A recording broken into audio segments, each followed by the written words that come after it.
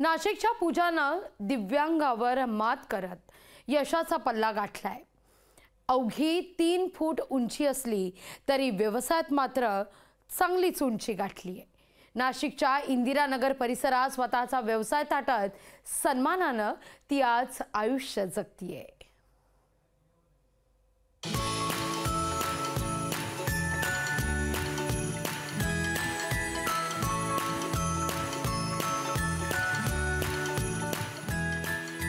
या आहेत नाशिकच्या पूजा घोडके। यांची उंची फक्त 3 फूट आहे, मात्र त्यांनी दिव्यांगत्वावर मात करत व्यवसायात आपली उंची वाढवली आहे। 32 वर्षीय पूजा नाशिकच्या सिडको परिसरात राहतात।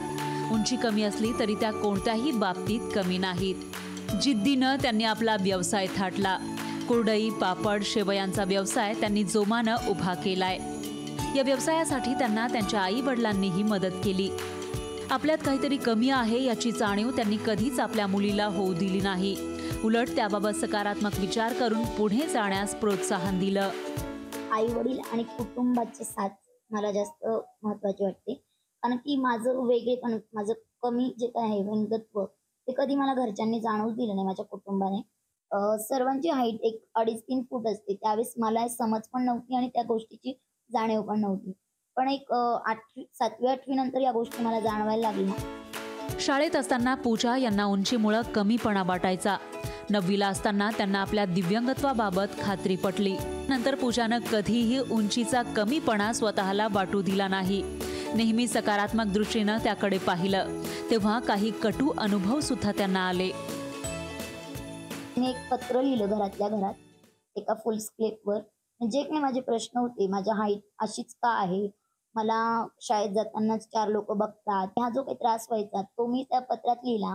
आईने मला दुसऱ्या दिवशी पत्राच्या स्वरूपात त्याचं उत्तर दिलं आणि तिने मला एक मोठा फुल स्केप भरून सगळं उत्तर दिले। त्या पत्रातून मला खूप हलकी झाले। आईशी, वडिलांशी, मग कुटुंबातील सगळ्यांनी मला त्या गोष्टी समजावून सांगितल्या आणि जीवन जगण्याचा एक वेगळा मार्ग दाखवला। आज नाशिकमध्ये त्या यशस्वी व्यवसाय तर करत आहेतच, पण यासोबतच त्यांनी स्वतःची कला जोपासण्याचाही चंग मनाशी बांधलाय। मला कुठेतरी नाटक वगैरे याची आवड होती। मग मी विचार केला की मला माझी कला पण जोपासायची आहे आणि नोकरी करून मला ते नव्हतं शक्य आणि नोकरीत अडकणारी मी मुलगी नाही। वडिलांचा सीजनल बिझनेस होता पापडाचा, तो मी बऱ्यापैकी बघायचे। जे काही कस्टमरशी कम्युनिकेशन असेल ते सगळं मी हँडल करायचे। मला फिजिकल वर्क नव्हतं जमत, पण कम्युनिकेशन वगैरे सगळं मी बघत होते। तर त्यावेळेस मला वाटलं की नोकरीत अडकण्यापेक्षा आपण जर हाच व्यवसाय पुढे नेला तर तो जास्त बेटर असेल। दिव्यांगत्वावर मात करत यशस्वी भरारी घेणाऱ्या पूजा घोडके सर्व दिव्यांगांना जिद्दीनं उभं राहण्याची प्रेरणा देतात। महेश महाले, लोकशाही मराठी, नाशिक। लोकशाही मराठी, ऐका, पहा, जागरूक रहा।